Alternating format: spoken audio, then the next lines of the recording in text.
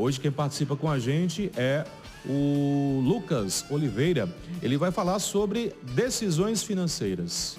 Decidir sobre o seu futuro financeiro a partir do agora. Que decisões são essas que podem trazer bons resultados para a nossa vida financeira a partir do presente, meu querido Lucas Oliveira? Bom dia. Bom dia, Conrado. Bom dia a todos os espectadores, todos que acompanham o programa Diário News. Satisfação estar novamente aqui no quadro Diário Econômico.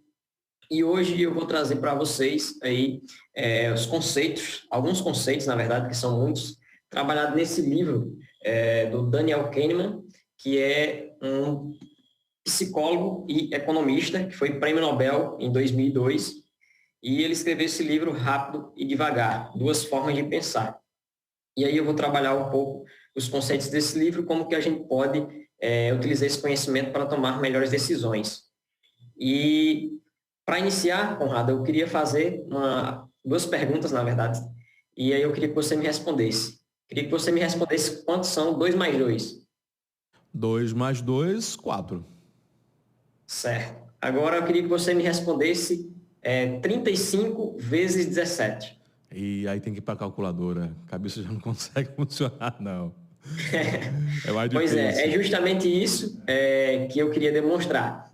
No livro, ele fala que a gente tem duas formas de pensar. A forma rápida, sistema rápido, sistema 1, ele chama assim no livro, sistema 1, e o sistema 2, o sistema mais lento.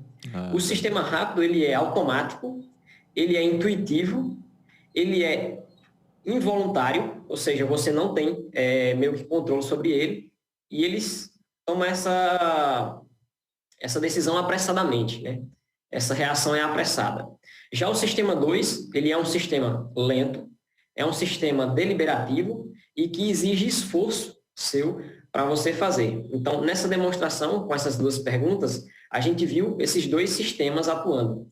O primeiro, 2 mais 2, você na lata já respondeu, 4. Aí é o sistema 1 trabalhando. Ele é rápido, é intuitivo.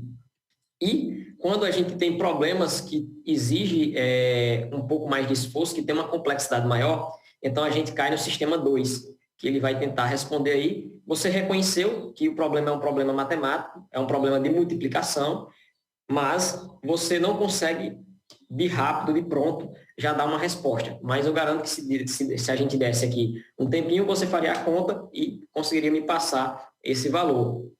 Então, essa é a diferença entre os dois sistemas.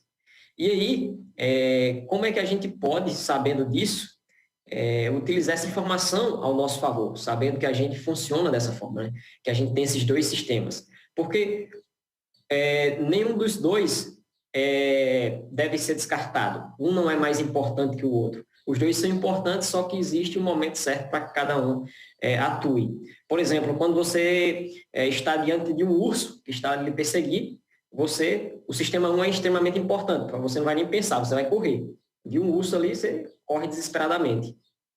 E o sistema 2, na hora que você precisa executar um cálculo complexo como esse que a gente apresentou, você vai ter um pouco mais de tempo, esforço e foco para que você possa ali resolver e solucionar esse problema. Então, os dois são importantes e o problema existe, na verdade, quando um é utilizado no lugar do outro. E, normalmente, esse problema surge quando o sistema 1 é utilizado quando deveria ser usado o sistema 2, porque o sistema 1, como eu falei, ele é o sistema mais rápido.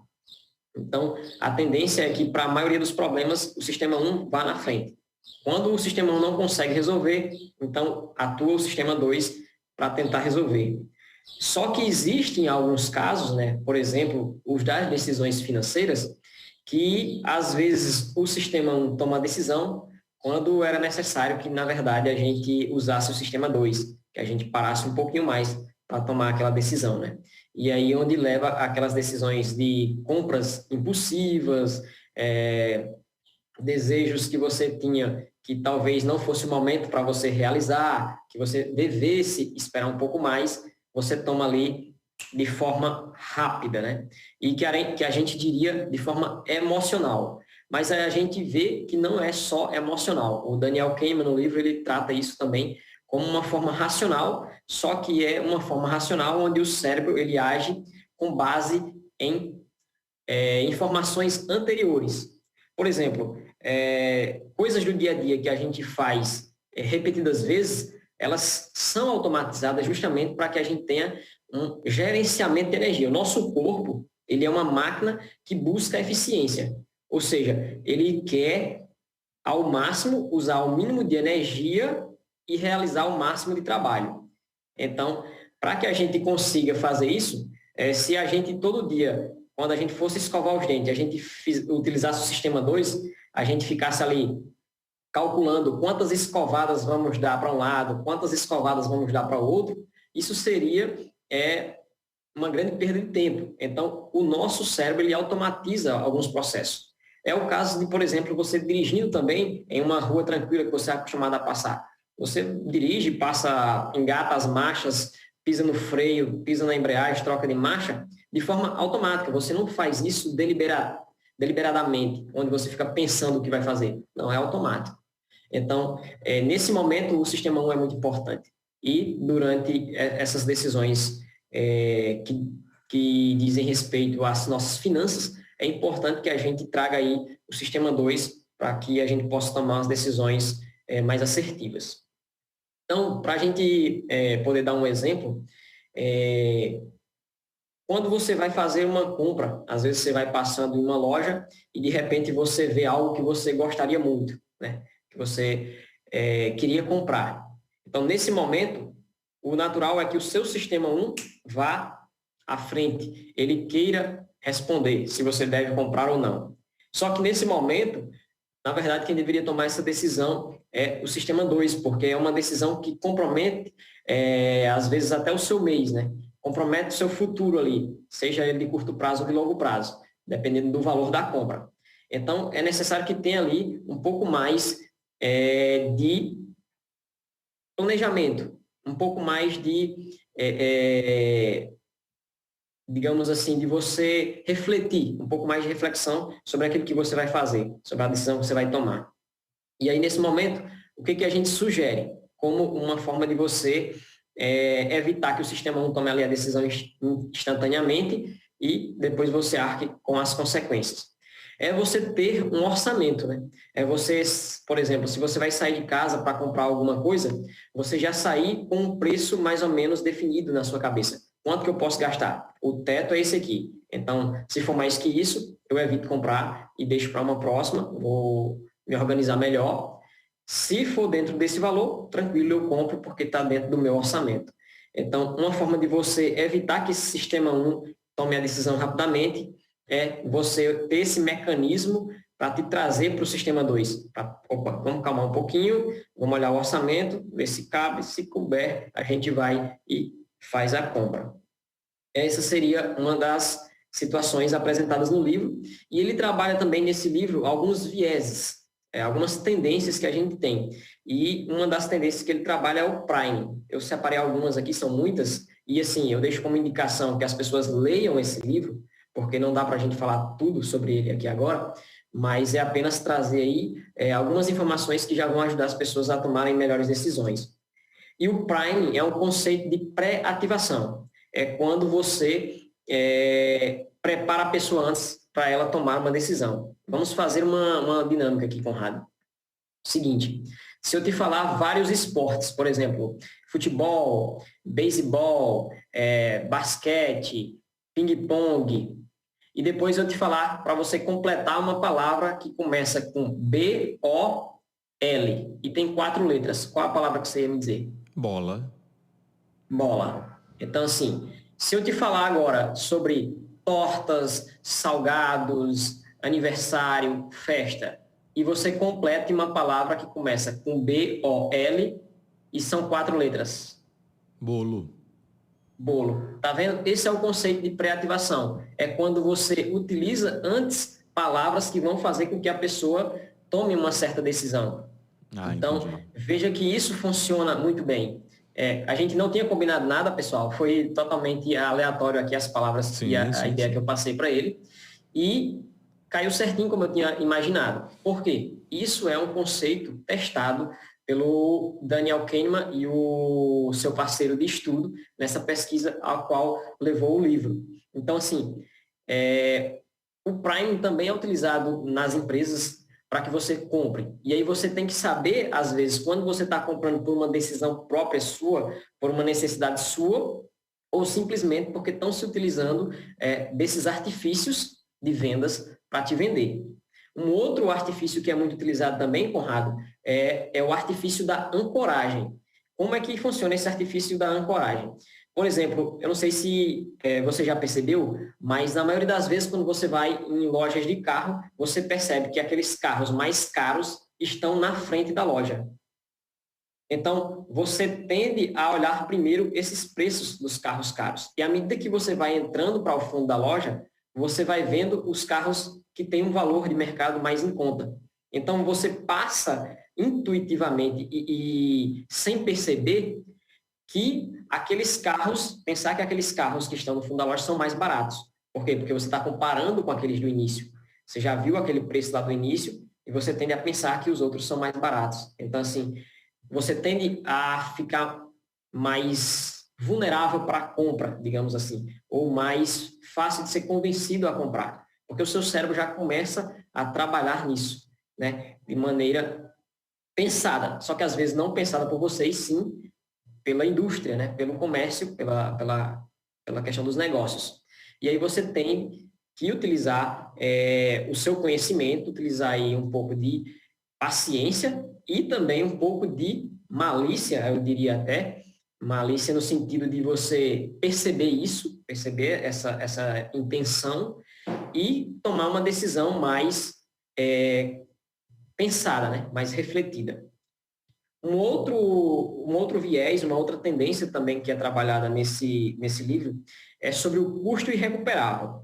Esse custo irrecuperável é a tendência que nós temos de continuar investindo num negócio que a gente sabe que vai fracassar. Eu não sei se você conhece pessoas, por exemplo, que começaram a montar um negócio e esse negócio ia mal, todo mundo já percebia que ia quebrar, mas a pessoa continuava tentando e colocando mais dinheiro e investindo. Isso ocorre muitas vezes não porque a pessoa simplesmente tem certeza ou acredita que aquilo pode funcionar, mas é por causa que ela já investiu tanto naquele negócio que ela não quer perder o que ela investiu. E ela acha que investindo mais ela vai conseguir recuperar. Isso é muito visto, por exemplo, em pessoas que têm mania ou vício de apostar. Pessoas que têm a compulsão por apostar. Elas apostam e perdem, apostam e perdem e ficam naquela. Não, vou apostar só mais essa porque aí eu vou recuperar o que eu perdi antes. Só que isso não é uma garantia. Essa garantia não existe. Então, você corre o risco, na verdade, de perder ainda mais. E isso é chamado de tendência do custo irrecuperável. Como você já perdeu algo, você continua naquela tendência, naquela busca por reaver aquilo que você perdeu. E um último que eu vou comentar aqui, para a gente poder encerrar, né, a nossa participação, é o viés da aversão à perda. Esse é um viés também que nós, seres humanos, temos, que a gente tem muito mais aversão à perda do que apreço pelo ganho.